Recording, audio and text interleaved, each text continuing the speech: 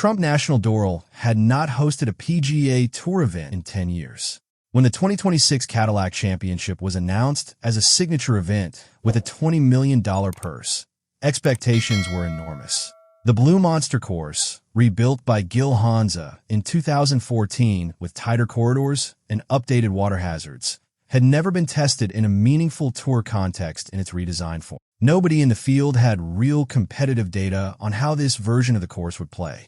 That uncertainty made the week fascinating before a single shot was hit. And then Cameron Young went out in the first round and shot a bogey-free 64. 8 birdies, 0 bogeys. Roughly 98 feet of putts made by the official count. Young described the course simply. Right in front of you, they don't hide anything. He took the outright lead from the first day and never gave it back. By the end of round 2, despite making his first bogey of the week, Young had stretched his lead to 5 shots. The wind picked up, the scoring average climbed, and Young handled it better than everyone else in the field. Round 3 was the real test.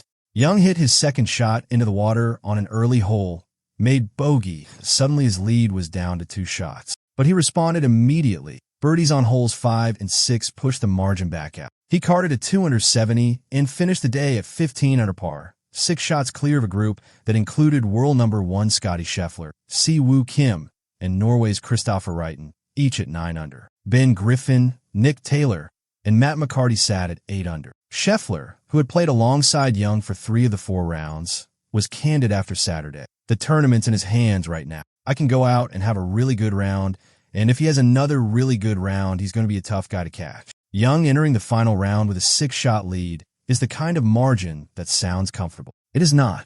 The largest blown lead in the final round of a PGA Tour event is 6 shots, a record shared by 9. Young acknowledged the weight of that. I said it Friday, no lead is safe, I don't think, out here. I would love it to be 12, but it's 6. I'm going to go try to execute my plan. And then the weather arrived. The PGA Tour had already moved the final round tee times up significantly. The first groups were scheduled to go off at 7:30 a.m. Eastern Time, with players teeing off in threesomes from both the first and 10th holes in a split tee format. The move was proactive, designed to get as much golf in as possible before the afternoon. The forecast called for heavy thunderstorms, lightning risk, and between 1 and 2 inches of rain across the Miami area on Sunday. It was not enough. A wave of storms rolled through Doral in the early morning hours and shut everything down before a single shot could be played. At 4:02 a.m. Eastern Time, the PGA Tour announced the start of the final round of the Cadillac Championship, originally scheduled for 7:30 a.m. Eastern Time, has been delayed due to a dangerous weather situation.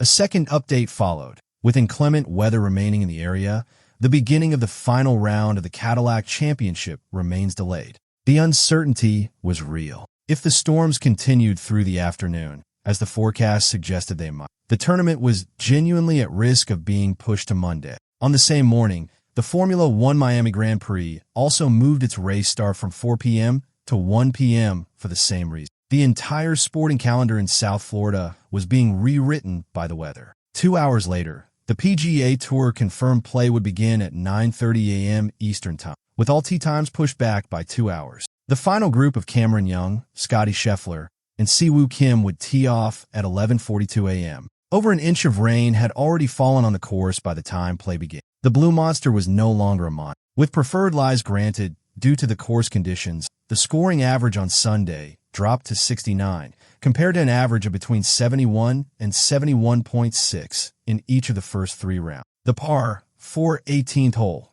which had produced just 9 birdies total across the first 3 rounds, gave up 12 birdies on Sunday alone. The rain had completely transformed the golf course. Young's final round began with an immediate test of character. On the par 4 second hole, his ball moved slightly forward at address in the middle of the fairway. Nobody else noticed.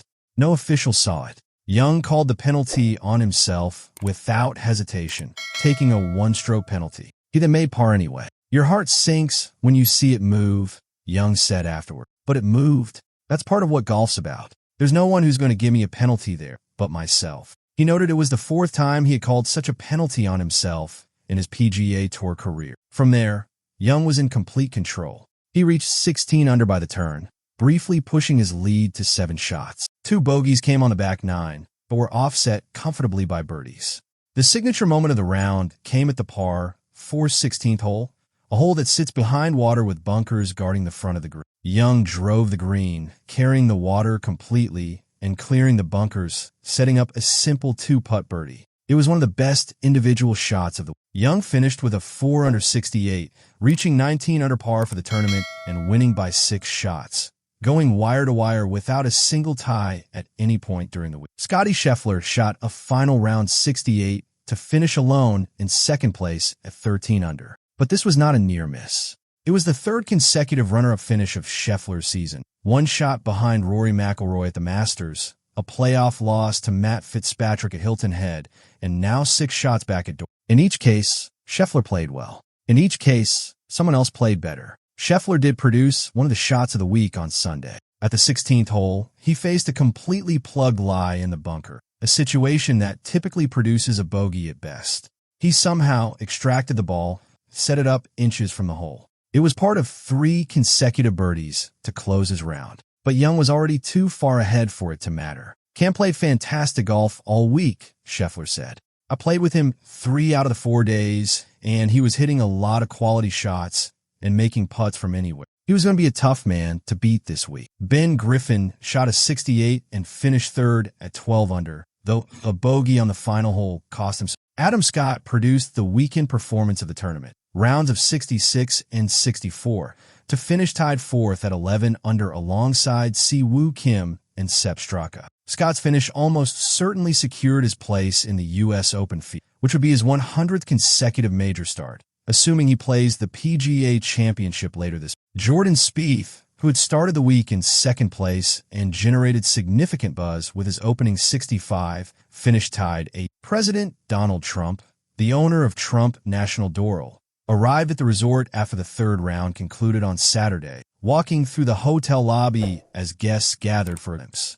He was present for most of the final round, watching from his suite as Young completed the wire-to-wire victory. When Young walked up the 18th fairway, fans were allowed to move into the fairway to witness the final putts. Trump gave Young a thumbs up and later a handshake. Young reflected on the experience. It's very unique. He's nothing if not a very, very interesting man. He's very powerful, and it's an honor to get to play in front of him. This was the 3rd PGA Tour win of Cameron Young's career and his 2nd in 3 months, following his Players' Championship victory in March.